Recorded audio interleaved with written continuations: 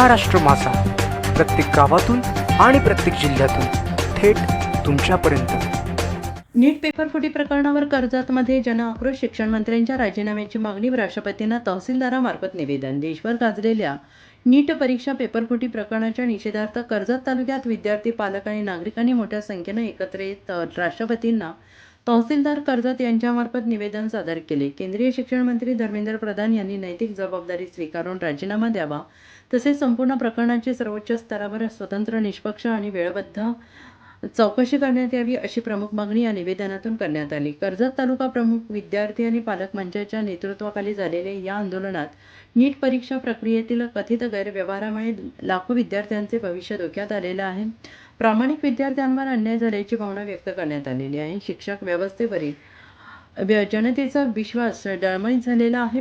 परीक्षा प्रक्रियेत शिक्षण व्यवस्थेतील पारदर्शकता आणि उत्तरदायित्व निर्माण करण्याची गरज आंदोलनकर्त्यांनी अधोरेखित केली। यावेळी विद्यार्थ्यांच्या न्यायासाठी शांततापूर्ण आंदोलन करणारे सोनम वांगचुक, अभिजित दिपके आणि त्यांच्या सहकाऱ्यांच्या आंदोलनाला नैतिक पाठिंबा जाहीर करण्यात आला। तसेच आंदोलनादरम्यान सोनम वांगचुक यांचे उपोषण प्रशासनाने जबरदस्तीने सोडवल्याच्या कथित घटनेचा निषेध व्यक्त करण्यात आला। निवेदनामध्ये नीट पेपरफुटी प्रकरणातील दोषींवर कठोर कारवाई, भविष्यात पेपरफुटी रोखण्यासाठी पारदर्शक परीक्षा प्रणाली, विद्यार्थ्यांसाठी समुपदेशनाची प्रभावी व्यवस्था, शांततापूर्ण आंदोलनाच्या संघटनात्मक, घटनात्मक अधिकारांचे संरक्षण आणि शिक्षण व्यवस्था भ्रष्टाचार मुक्त करण्यासाठी केंद्र शासनाने ठोस धोरण राबवावे, अशा विविध मागण्या करण्यात आल्या। निवेदन सादर करण्यापूर्वी विद्यार्थी, पालक आणि नागरिकांनी मनोगत व्यक्त करत शिक्षण व्यवस्थेतील पारदर्शकतेची मागणी केली। यावेळी सरकारच्या कथित दडपशाही विरोधात घोषणाबाजी करण्यात आली। तसेच आवश्यकता भासल्यास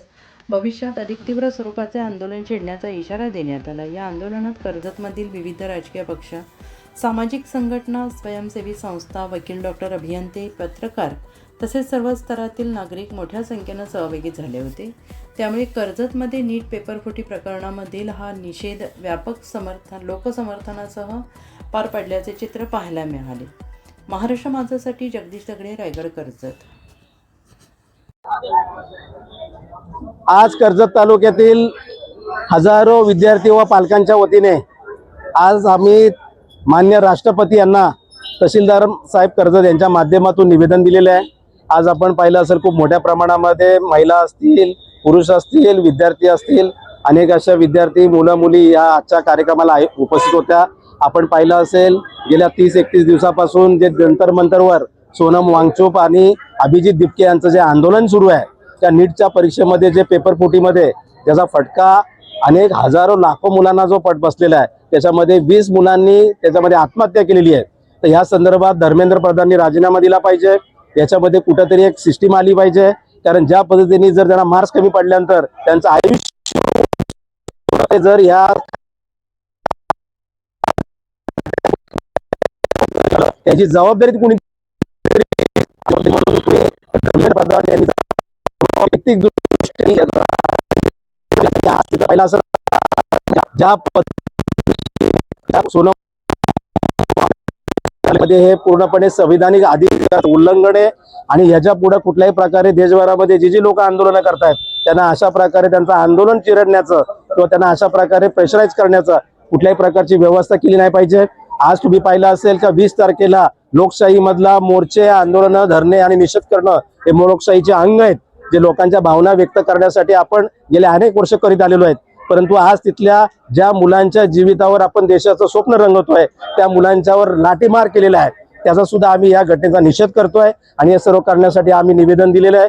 भविष्यामध्ये तिथलं जंतर मंतरवरचं आंदोलन जर समजा उद्या वाढलं तर कर्जतमध्ये सुद्धा मोठ्या प्रमाणामध्ये धरणे आंदोलन असेल तर धरणे आंदोलन असेल, उपोषण असेल, मोर्चे असतील, अशा प्रकारचा आम्ही तो पवित्रा घेणार आहोत। आज व्हेरी शॉर्ट नोट्सवर सुद्धा एक मोठ्या प्रमाणामध्ये इथले पालक आणि विद्यार्थी इथे हजर झालेले आणि खूप मोठ्या प्रमाणामध्ये इथं प्रतिसाद दिलेला आहे। आम्ही आज जंतर मंतरवर काय होत आहे त्याच्यामध्ये किती त्याच्यामध्ये सरकार प्रतिसाद देत आहे आणि त्याच्यानंतर जर हे आंदोलन जर वाढलं तर कर्जतमधून नक्कीच त्याच प्रकारचं आंदोलन छेडलं जाईल। मी अर्जुन माली, राहणार अंतराळ तर्फे नीड, पोस्ट वाकस, तालुका कर्जत आणि रायगड जिल्ह्यामधला मी रहिवासी। मी नीट विद्यार्थी आहे। 2020 ला माझी 12वी झाली, त्यानंतर मी 2020 ला सुद्धा नीट एक्झाम दिली। त्यावेळी मला नीटबद्दल एवढं काही माहीत नव्हतं. 110 मार्क मला त्यावेळी पडलेले. आणि त्यानंतर घरच्यांनी सांगितलं की तू ड्रॉप घेऊ नको, तू काहीतरी कोर्स कर. त्यासाठी मी फार्मसी केली.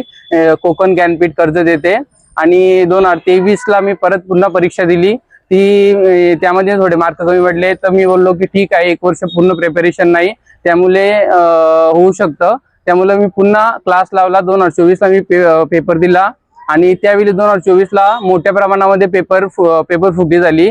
आणि त्या तणावामध्ये मी डिप्रेशनमध्ये गेलो. तुम्हाला असं जर खोटं वाटत असेल की मी डिप्रेशनचा मुद्दा हा खोटा दाखवत आहे, तर हे सगळे माझे पेपर आहेत 2022 पूर्ण हे रायगड हॉस्पिटलचे हे पूर्ण पेपर्स आहेत माझे.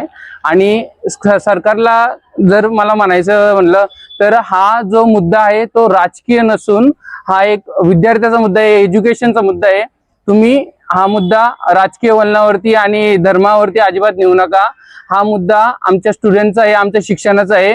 जर आज आम्ही शिकलो नाही तर उद्या तुमचं भविष्य कोण बघणार? जर आज मी पेपर फुटीमुळे डॉक्टर झालो नाही, तर उद्या जे पेपर विकत घेतल्यात ते डॉक्टर होतील आणि तुमचं ट्रीटमेंट काय करतील ते सामान्य जनतांचा ट्रीटमेंट. कारण जी मोठी जी लोक आहेत त्यांचा जो ट्रीटमेंट होईल ते मोठे लोक चांगल्या दवाखान्यामध्ये करतील, परंतु एक सामान्य व्यक्तीचा ट्रीटमेंट हे सामान्य लोकच करतात जास्त करून.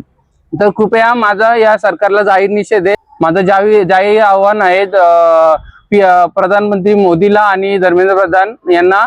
त्यांनी धर्मेंद्र प्रधान यांचा राजीनामा घ्या आणि अकाउंटेबिलिटी तुमच्या सरकारकडून जाहीर करा. धन्यवाद. नमस्कार, माझं नाव ऋषिका गुप्ता आणि मी कर्जतला राहते. मी बीकॉम बिझनेस मॅनेजमेंट करते. नीटचा आणि माझा काहीच घेणं देणं नाही आहे ना. माझ्या घरात कोण नीट ॲस्पिरंट आहे. याचा अर्थ हे नाही आहे की तुमच्या घरात काही गोष्ट घडेल त्याच्यानंतर तुम्ही आवाज उठवणार. आणि माझा मेसेज पालकांना आहे, कारण आज खूप विद्यार्थ्यांना पुढे यायचं आहे, पण त्यांना सांगतात की तुमचे आवाज दाबून ठेवा. मला त्याच पालकांना माझी मराठी खूपच एकदम चांगली नाही आहे. माझं असं निवेदन आहे त्यांना की जर तुम्ही आज तुमच्या पोरांना पाठवत नाही तर तुमच्या पोरांसाठी ती डॉक्टर इंजिनियर बनायची स्वप्न पण पाहू नका तुम्ही. कारण अशा दिवसात तुम्ही लोन काढून तुमच्या पोरांची फीस भरणार आणि त्याने असं केल्यानंतर पण तुम्ही तुमच्या पोरांना ती स्वप्न सोडून द्यायला सांगणार. आणि नंतर 20,000ची नोकरीवरती तुम्ही त्याच पोराला टोमणं मारणार की तू काय करू नाही शकला.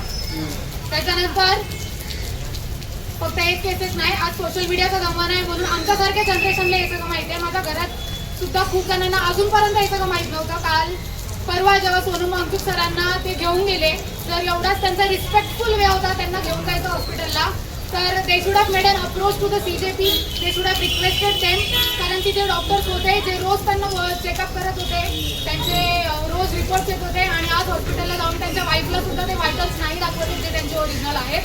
जर एवढा 1 महिन्याच्या प्रोटेस्ट नंतर हा ॲक्शन जर गव्हर्नमेंट घेत असेल तर त्या गव्हर्नमेंटवर खूप आहे माझ्याकडनं. आणि त्याच्यानंतर सोशल मीडियावर अजून असे अंधभक्त आहेत जे CJP त्यांना अंधभक्त बोलतात. माझं असं म्हणणं आहे की ते बोलतात की एवढ्या वर्षापासून जो पेपर लीक होतो तुम्ही आज का पुढे आलात. तर सर्वात पहिली गोष्ट की तुम्ही कुठं झोपले होते हे करताना, आणि आम्ही सगळे झोपलो होतो. पण आज अभिजित तिप्के आणि सोनम वांगचुक सरांमुळे आम्ही सगळे जागे झालोय. आणि जे अजूनही बोलतात की तुम्ही एवढ्या वर्ष काय करत होते, तुम्ही हे सगळं बघून पण अजूनही झोपले आहात की तुमच्यावरती पण थ्रू आहे. त्याच्यानंतर अजून लोक बोलतायत की फक्त तुम्ही नीटचा विषय आहे तर तुम्ही त्या प्रोटेस्टमध्ये नीटचाच विषय काढा. आम्ही प्रत्येक या देशात ज्या दुसऱ्या गोष्टी होत आहेत अजून प्रत्येक दुसऱ्या गोष्टींसाठी तुमचं असं म्हणणं असेल की आम्ही मोर्चा काढू, की आम्ही रेपसाठी मोर्चा काढू, की आम्ही जिथे MP मध्ये मीच पटवा ते चालू आहे त्या प्रोटेस्टसाठी मोर्चा काढू. तो 3 वर्ष झाला तो प्रोटेस्ट चालू आहे, पण आज सोशल मीडियामुळे आम्हाला तरी कळतंय. म्हणून माझं म्हणणं आहे की एवढी अकाउंटेबिलिटी नाही घेता येते आपल्या सोसायटीला किंवा आपल्या गव्हर्नमेंटला. पहिली गोष्ट तर आपल्या सोसायटीची जे ते लोक समोर येण्यासाठी घाबरत आहेत.